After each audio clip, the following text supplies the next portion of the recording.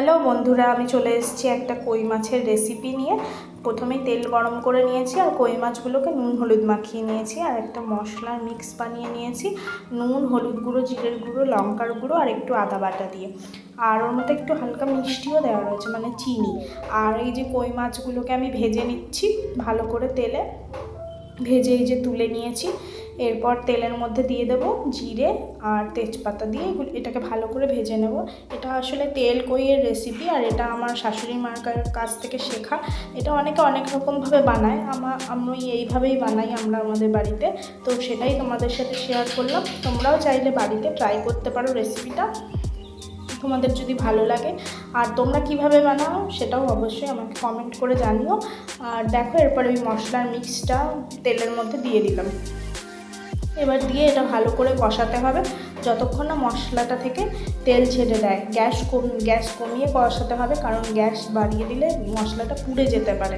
তো গ্যাস কমিয়ে তারপর আমি মশলাটা একটু ঢাকা দিয়ে দিলাম ভালোভাবে, যাতে আদার কাঁচা গন্ধটা না আসে এবং মশলাটা ভালোভাবে কষে যায়।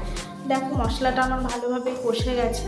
এরপর আমি মশলাটা একটু ভালোভাবে নাড়িয়ে নিচ্ছি, নিয়ে এর মধ্যে কিছুটা পরিমাণ মতো জল অ্যাড করব, যতটা আমার গ্রেভি দরকার ততটা। তো এটাই বেশি গ্রেভি হয় না, একটু মাখা মাখা হয় রেসিপিটা, ওই জন্য আমি অল্প করে জল অ্যাড করবো এর মধ্যে। দেখতে থাকো তোমরা ভিডিওটা। আর এই যে আমি জল অ্যাড করে দিলাম, দিয়ে এটা ভালো করে ফুটতে দেবো। এটা ভালো করে একটু ফুটে গেলে তারপরে এর মধ্যে আমি দিয়ে দেবো মাছগুলো। দেখো, এটা ফুটতে আরম্ভ করেছে, এবার এর মধ্যে আমি মাছগুলো অ্যাড করে দিলাম। দিয়ে এবার মাছগুলো নাড়িয়ে চাড়িয়ে নিচ্ছি ভালো করে ঝোলের মধ্যে, যাতে মাছগুলো ঝোলের টেস্টটা মাছগুলোর মধ্যে ঢুকে এবং মাছগুলো একটু সিদ্ধ হয়ে যায়। এরপরে আমি এটা ঢাকা দিয়ে দেবো, গ্যাসটা একটু কমিয়ে আমি এটা ঢাকা দিয়ে দিচ্ছি। দেখতে থাকো। এই যে মাছটা আমি ঢাকা দিয়ে দিলাম, 5 মিনিট ঢাকা দেওয়ার পরে আমি ঢাকনাটা খুলে নিয়েছি। আর এই যে আমার তেল কই প্রায় রেডি।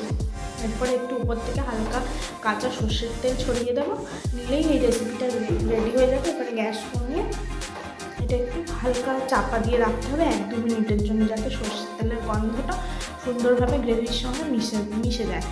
আর এই যে দেখো, আমার তেল কই রেডি হয়ে গেছে। তো তোমাদের কেমন লাগছে ভিডিওটা একটু কমেন্ট করে জানিও। টাটা, ভালো থেকো সবাই।